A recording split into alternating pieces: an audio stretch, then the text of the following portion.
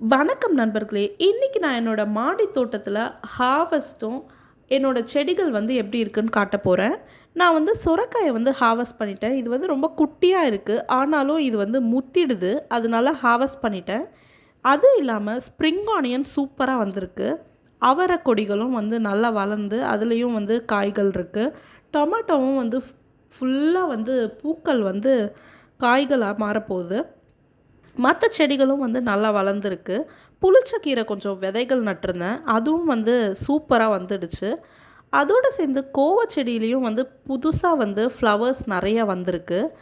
ஆனாலும் இவ்வளோ செடிகள் வந்து நல்லா இருந்தாலும் என்னுடைய பாவக்காய் செடியும் சில அவரை செடியும் வந்து கூலான ப்ரீஸ் வந்து அதிகமாக வந்து வர்றதுனால இந்த வின்டர் சீசனில் நைட் டைமில் அதிகமாக பனி விழுவறதுனால இந்த செடி வந்து கொஞ்சம் செத்து போச்சு. அது இல்லாமல் நான் வந்து என்னுடைய தோட்டத்தில் துளசி வச்சுருந்தேன். அந்த துளசி செடியும் வந்து சூப்பராக வளர்ந்துடுச்சு.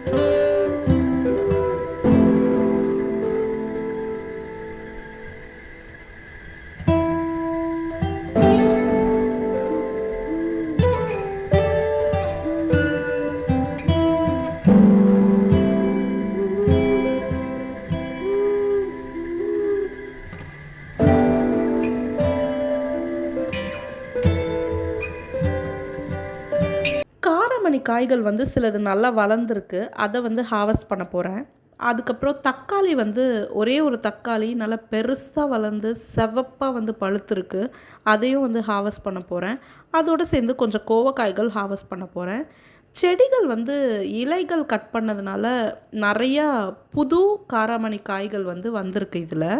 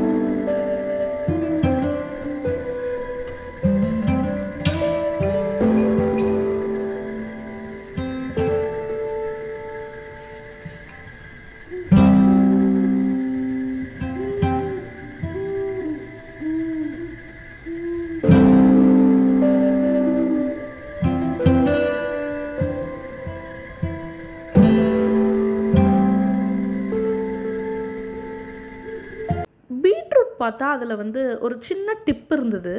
அதை வந்து நான் வந்து சரி ஓகே, இதை வந்து நம்ம எடுத்து வளர்த்து பார்க்கலாம், பீட்ரூட் வருமானு ட்ரை பண்ணலாம் அப்படின்னு சொல்லிட்டு அந்த டிப்பை வந்து கட் பண்ணி தண்ணியில் ஒரு 10 நாள் போட்டு அதை வந்து எடுத்து நட்டேன். அது வந்து பார்க்குறதுக்கு வந்து அழகாக ஒரு 2-3 இலை வந்திருக்கு. ஐ திங்க் இது வந்து நல்லா வளர்ந்து பீட்ரூட் வரும்னு எக்ஸ்பெக்ட் பண்ணுறேன். பார்க்கலாம் ஃப்ரெண்ட்ஸ். ஃப்ரெஷ்ஷாக வந்து புதினா வளர்க்கணுன்னு நினச்சா அது வந்து ரொம்ப ஈஸியாக வளர்த்துக்கலாம். நம்ம வந்து மார்க்கெட்லேருந்து வாங்கிட்டு வந்த புதினா கட்லேருந்து இலைகள்லாம் எடுத்த பிறகு ஸ்டெம்ஸ் இருக்கும் இல்லையா, அதை வந்து ஒரு வேஸ்ட் வாட்டர் பாட்டில்லையோ இல்லை கிளாஸ்லேயோ வந்து போட்டு அதில் வந்து தண்ணி ஊற்றுங்க. அது ஒரு 10 டேஸ் வந்து அப்படியே வச்சுக்கோங்க. 10 டேஸ் வந்து தண்ணியை வந்து தினமும் மாற்றி மாற்றி வந்து வச்சுட்டே இருந்தால் ரூட்ஸ் வந்து சூப்பராக வரும். அதை எடுத்து வந்து நம்ம நட்டுக்கலாம். டைரெக்டாக நடுறதை விட இந்த மாதிரி நடுறது மூலிமா வந்து எஃபெக்டிவான ரிசல்ட்ஸ் இருக்கும்.